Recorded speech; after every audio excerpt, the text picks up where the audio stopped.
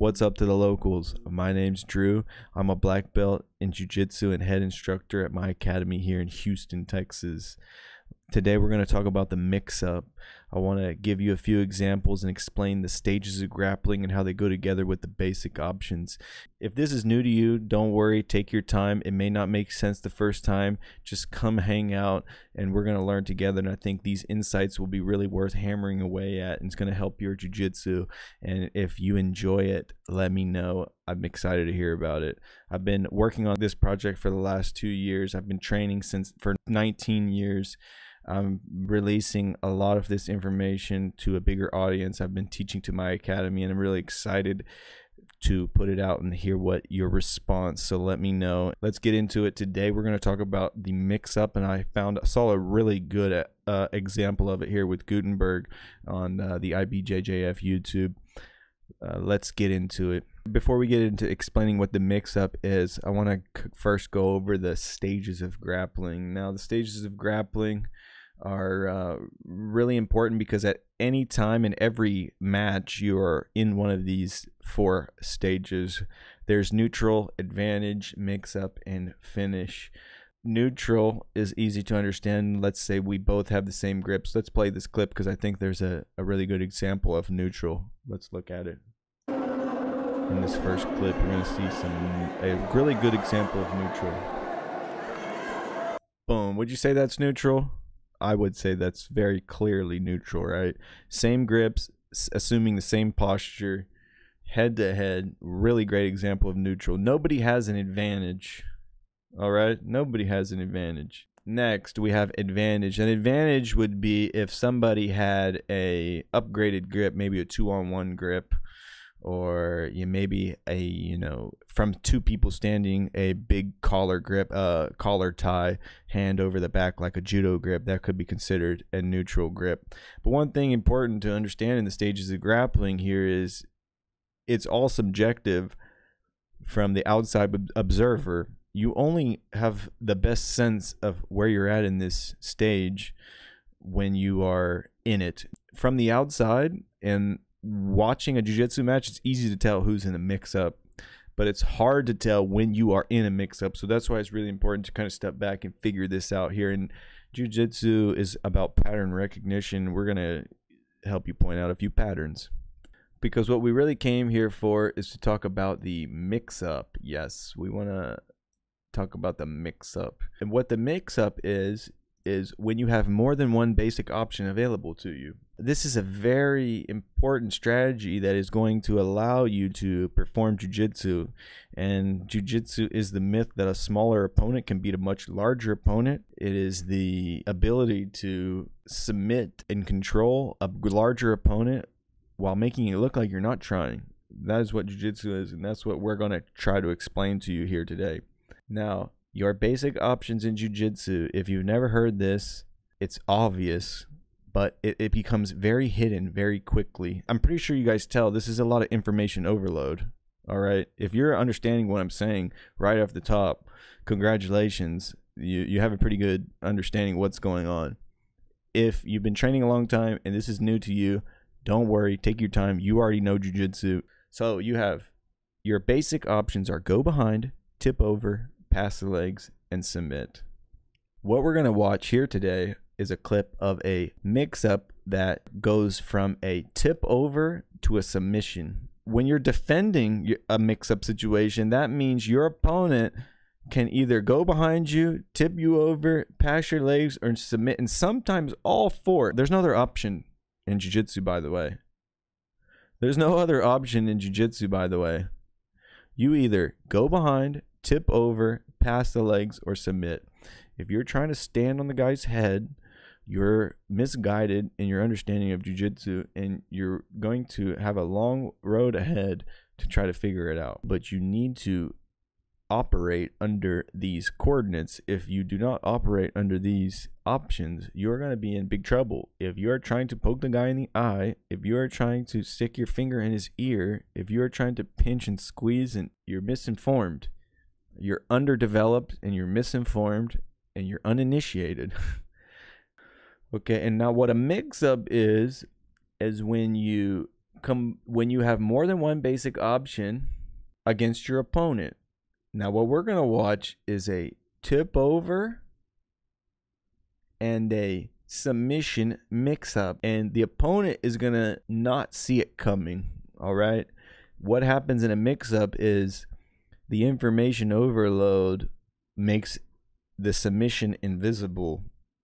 You get pushed into it and you lose track of where you're at in the stages of grappling, and you don't realize you're in a mix-up and you just run right into it. And it's really important to understand what a mix-up is, because you're going to see here, when you get lost and you lose track of where you're at in the stages of grappling, and you don't know what the basic options that they can attack on you, you better believe you're going to walk into something that you didn't see. The last one is the finish position. And the finish stage is the closest you are to a submission, but also at the farthest point away from it. That is a finishing stage. But just to be clear, if you're uninitiated in this and you're underdeveloped, don't worry. Just hang out with us. We're going to learn all this stuff. We're going to be here to teach you. All right? Don't worry. Let's take a look at the clip and I'll show you where this mix-up happens. So I'm just going to put it in fast motion. Nice little sweep. 2-0. Nice pressure passing. Going for it, going for it, going for it. A lot of pressure. Alright, let's freeze it right here for a second. Where are they in the stages of grappling? I would say neutral here. Now, I can only guess. You can only guess from watching. The only way to truly know who has the advantage is to have your hands on the steering wheel. All right?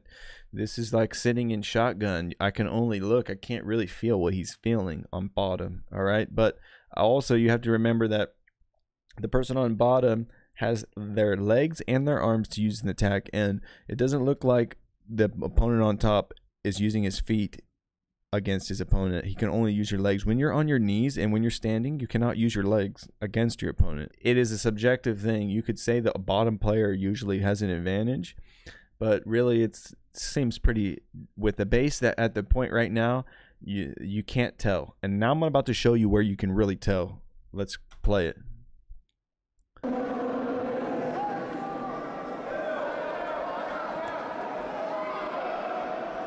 Looks neutral to me, still looking very neutral. Feet on the biceps, both head in front, very neutral. Down to one knee. Now it might be a little bit, you might have a better of a chance of getting tipped over. All right, freeze here. There goes the lasso. This is the start of the mix-up. This is the start. When he puts this leg over, now he's starting to get his advantage. Boom. You think he has an advantage now? I would say he has an advantage. You don't even see it yet. The reason I say because he's under. Now, Gutenberg's going to turn his hip back over and set up this sweep. You can tell here his foot is under, and all he needs to do is bring his knees to his chest, and he's so deep under. And you got to know, you cannot let your opponent get under you. It's almost a basic option. All right, if the person gets under you, you are so vulnerable to your basic option of getting tipped over. Let's look at it. Their basic option: go behind, tip over, pass the leg. When the person's under you, it's easy to get tipped over. It's easy to get put behind, and you're going to get staggered and get submitted as well. All right, let's watch this play out. This is the beginning of the end. We'll look at it a few times. There's the sweep, and there's the finish. Did you see it? Let's watch him pummel. He pummels inside. Freeze. He's looking to sweep his hip back to the other direction. But Gabriel on top does a beautiful sprawl to counter. You have to, or you're going over. Watch the sprawl. Great sprawl. And Gutenberg bounces him, takes his leg out, and just lays into a nice, beautiful straight arm bar.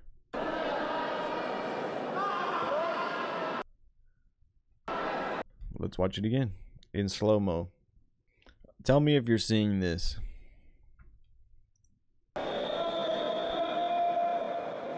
He goes to Delahiva. I'm sorry. He goes to the lasso. Reaches the foot under. Gabriel's got to sprawl. Gutenberg would be turning his hip over if he did not sprawl. He would be launching him onto his back right here. It would be falling on his back. Instead, he takes his time and takes his leg out. This is the mix-up. He starts the mix-up with the lasso sweep. He gets a good sprawl and puts the guy on his knees. Now, he is in a situation here where he can go behind, he can tip over, or he can submit. This is the sweet spot of jiu-jitsu. This is the mix-up 101 bread and butter B&B position here. Gutenberg does a beautiful job of making it his grips comfortable that he can frame and hang at the same time. Watch, he's going to take his hip to the outside and hang and pull that hand. This hand right here is going to pull its hip forward, and he gets that knee and that elbow line and takes a nice smooth finish. But he could have took his back, he could have tipped him over, or he could have submitted him here. Ran right into it, didn't know it was a mix. This is actually a pretty high level mix. Let's watch it one more time because it's a really good clip of what a mix up actually is. And he sets up this mix up with the lasso, and he's going to try to tip him over with this lasso. And then Gabriel sprawls hard to stop the lasso. Gutenberg does a beautiful jiu-jitsu job to let his leg just come out in the natural, instead of trying to force and will his way to finish this position. And he goes with the energy, the fellow vorticist. A vortex takes in energy and then it spits the energy back out. And this is a really good example of that absorption and spitting it back out. He just calmly weaves out like a magician in sleight of hand, and he drops that hand right into the hole, fully mixed. Another reason why this mix-up works is because you get staggered. When you almost tip somebody over, they stagger and they go into a recovery state. And when they go into a recovery state, it gives you more time to do one of these basic options. His hip is on the outside knee, and he's wide open to go behind, tip over, or submit. The only option Gabriel has is to pass the legs. Gutenberg is in a clear mix-up.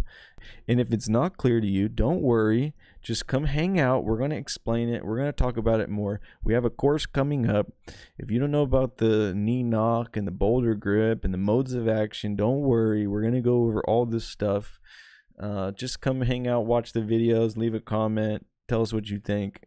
This is a perfect example of a mix-up here. It's clear to see. It's not clear to Gabriel. It's very clear to Gutenberg. From the outside, we can see he can go behind with a collar drag. He can tip him over if he fights back in. He can attack the arm for a submission. And he's got so many options. If you don't know, he's got the S groove. The S groove is wide open here. There's so many other mix-up angles he can put him in, but this is a classic mix-up angle. And then he drops him right into the hole, into the finish. Well, let's watch that finish and super slow. There's the lasso. There's the sprawl. And now he's in the stagger state. Remember, he's got to stagger back to a good posture, not losing track of what the basic options are. You lose track of what the basic options are. You lose track of what stage you're in. He's in a recovery state. This is a good time for Gutenberg to stay calm and be patient and wait for the clearing or the opening. He takes the leg out, drops him in the hole, and finishes the arm. The sprawl. Boom. You can see Gutenberg does a great job to sit up. This is good hang. You don't lay on the back, you hang. If he drops his shoulder over here onto this side, he has a chance to tip. But Gutenberg already knows. He did a really good sprawl. And Gutenberg knows he's in a stagger stance. It's very hard to explain this situation, guys. This has been 2 years of study to come on here and explain this stuff. But I have a pretty good handle of it now, and I'm really excited to explain it to you. He puts him in a stagger stance. Now he has recovery frames. It's going to take him movements to recover, and that's going to give Gutenberg the sleight of hand. He's about to steal his watch right here. This is a classic example of steal your watch. He takes the arm out all the time, where he goes to put his knee in, and it's too late. He went to put in, and it's too late. That's the stagger effect. And when you stagger, you lose track of the basic environment. And guys, this is just the fundamental environment here. He drops him in the hole. This is just the fundamental environment. I'm really happy to show you guys that. And that was a really clean armbar. And that was a really clean mix-up. And that's like really quick, clean technique. And let me tell you, Gutenberg doesn't know what he's doing. Not many people know what they're doing here, guys. It's very hard to articulate. This stuff is not easy to articulate. All right, this is a new phenomenon to be able to articulate this stuff. Gutenberg isn't like going through this whole process in his head. This is all through feel. Gutenberg is not going through it in his head, the basic options and the stages of grappling. He's got a sense of where he's at. He knows exactly where he's at. He's not doing any calculations. There's no math going on.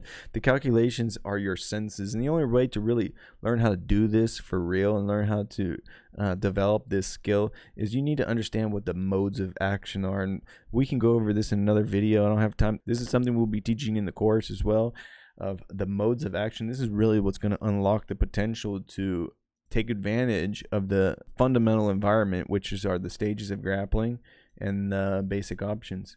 So my name's Drew.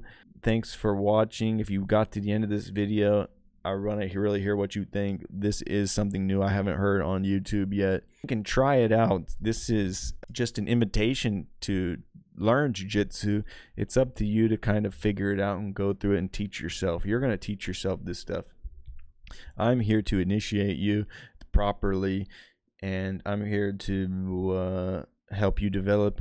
All right, guys, so that's the video. And if you have any questions, let us know in the comments. And if you're in Houston, let me know. I'm available for privates, and jump into our group classes and have some roles. We'll be excited to have you and see you guys. See you next time.